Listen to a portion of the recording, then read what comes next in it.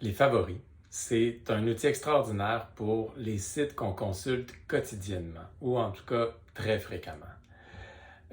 C'est souvent utilisé par contre pour stocker des liens qu'on a trouvés vraiment intéressants et on sait qu'on va vouloir y revenir plus tard, mais on ne sait pas où le mettre en attendant. Pour ce genre de lien-là qu'on n'utilise pas quotidiennement, je vous conseille quelque chose comme Google Keep ou encore Pocket. Ce sont des services qui servent beaucoup plus à faire ce genre de choses, pour mettre des choses de côté qu'on peut étiqueter et on va pouvoir y revenir facilement à l'avenir, tout ça. Les favoris, donc, il faut les limiter aux sites qu'on utilise quotidiennement. Il faut donc un nombre limité de favoris. Trop de favoris, c'est comme pas avoir de favoris. Tant qu'à ça, il faut faire une recherche Google. Un des moyens les plus utiles, je trouve, avec les favoris, quand on est un enseignant et qu'on utilise Google Classroom, c'est de mettre la page travaux et devoirs en favoris. Donc, quand on utilise Classroom, quand on clique sur un cours, automatiquement, on arrive sur le flux.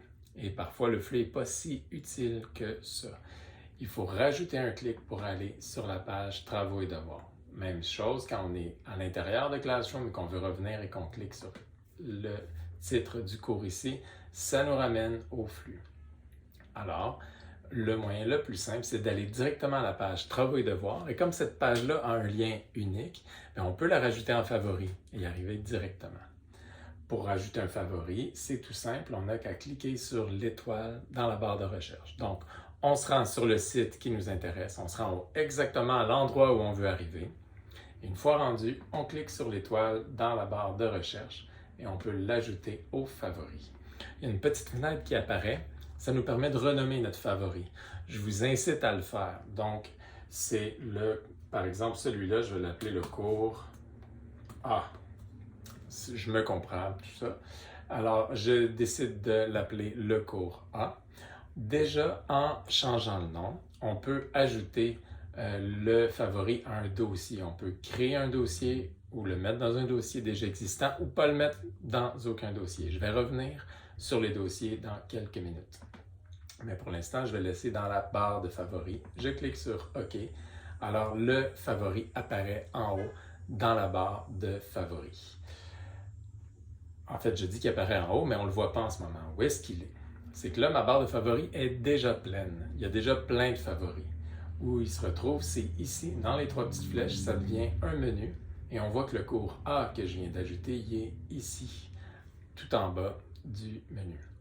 Je peux, si je veux, le déplacer de là. Si j'ai l'intention de l'utiliser tous les jours, eh bien, je vais m'éviter le clic de plus pour aller au fond du menu pour aller chercher mon dernier favori que j'ai ajouté. Je vais venir le mettre dans ma barre de favoris où ça me plaît. J'ai qu'à cliquer sur ce favori, à tenir mon clic enfoncé et à le déplacer pour le mettre où je veux dans ma barre de favoris. Donc, je viens le mettre ici et mon cours A se retrouve ici. Il n'est plus au fond de mon menu comme ça. Alors, le cours A est ici. Je peux cliquer dessus et ça va toujours m'amener au bon endroit. Donc, si je suis quelque part dans ce Classroom, j'ai qu'à revenir, par exemple, si j'affiche un devoir et je veux revenir à la page Travaux et devoirs, eh bien, j'ai qu'à cliquer sur Cours A comme ça pour revenir à la page Travaux et devoirs, exactement où je veux être.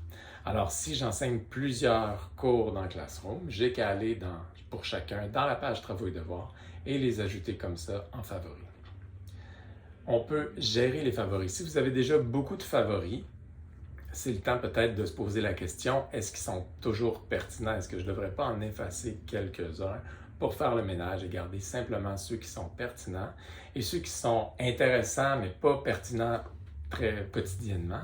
Eh bien, je peux les mettre dans Google Keep, par exemple. C'est le temps de faire une espèce de ménage. Alors, pour faire le ménage, on peut cliquer droit sur le favori et le supprimer directement de la barre de recherche.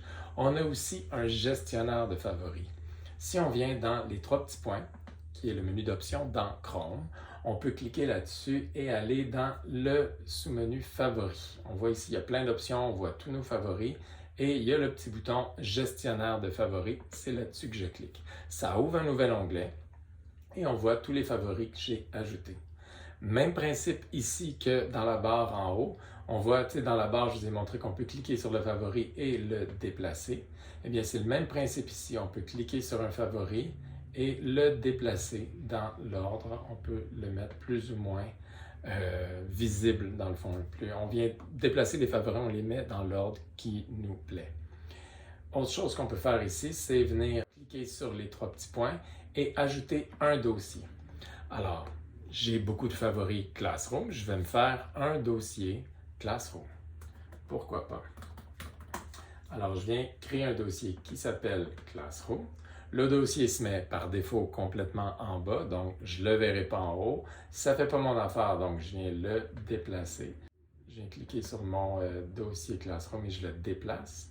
Je vais le mettre ici. Donc, on voit que je l'ai déplacé et il apparaît ici. En ce moment, il est vide, il n'y a rien dans mon dossier.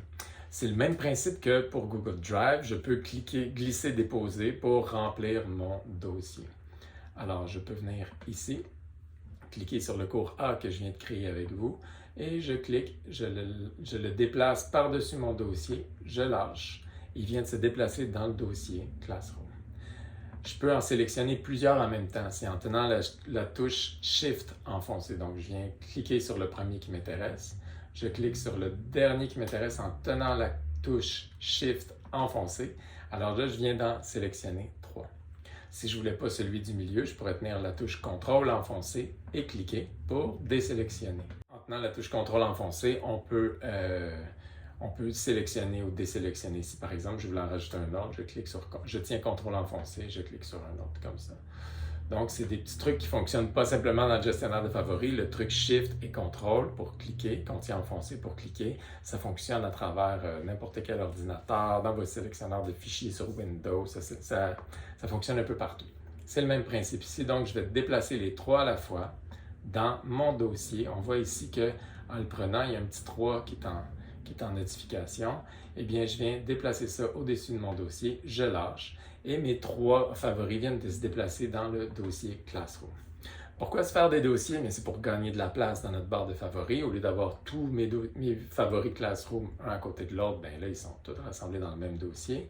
Autre chose vraiment intéressante aussi, c'est que ce que je peux faire, si je viens fermer mes onglets ici, ce que je peux faire, c'est de venir, par exemple, c'est le matin, je veux commencer à travailler, regarder ce qui s'est passé dans mon Classroom et je clique droit sur mon dossier et la première option c'est Tout ouvrir. Donc je clique sur Tout ouvrir. Alors là, mes 4 favoris de Classroom ouvrent et ils sont déjà en train de se charger. Donc j'ouvre ça puis ils sont déjà, j'aurais pas besoin de cliquer sur chacun d'entre eux. Tout mon dossier s'ouvre d'un coup. Moi j'avais des Google Sheets de suivi pour chacun de mes 10 élèves, par exemple en classe d'adaptation scolaire. Eh bien, j'avais qu'à cliquer sur le dossier et ça ouvrait mes 10 feuilles de suivi. C'était super rapide, au lieu d'avoir à cliquer sur chacun à chaque jour, tout le temps. C'est des petits moyens d'éviter des irritants comme ça. Et vous voyez peut-être dans ma barre de favoris, j'ai quelques favoris qui sont pas nommés. Ce qui arrive quand on nomme pas un favori, c'est qu'il va simplement voir le petit logo qui va être là, le petit favicon. Comment on fait ça? C'est tout simple. Si je m'en viens, par exemple, sur Radio-Canada, par exemple, si je voulais ajouter la page Radio-Canada comme page de favoris, et que j'ai l'intention d'y aller tous les jours, par exemple, bien, je m'en vais sur la page de Radio-Canada, je clique sur la petite étoile, et à ce moment-là, je ne suis pas obligé d'écrire Radio-Canada. L'icône parle d'elle-même. Je peux effacer tout le texte. Là, par défaut, il est déjà dans mon dossier Classroom. Je ne veux pas qu'il soit dans Classroom, je veux qu'il soit dans ma barre de favoris. Je fais OK et il s'est ajouté à mes favoris, simplement avec le logo. Comme c'était prévisible, j'ai encore trop de favoris, ça dépasse ma barre. Je m'en viens ici dans mon menu et je vois mon petit icône de Radio-Canada qui est ici. Je vais le prendre, je le déplace, je viens le mettre ici, en plein milieu. Alors, je vois que j'ai qu'à cliquer sur ce petit logo-là pour aller sur le site de Radio-Canada. C'est moi qui ai le contrôle. C'est ce qu'il faut retenir, là. C'est moi qui décide qu'est-ce qui est écrit, comment je le nomme, où est-ce qu'il est. Puis pour le déplacer, j'ai qu'à cliquer, glisser, déposer. On vient organiser notre barre de favoris comme ça nous plaît.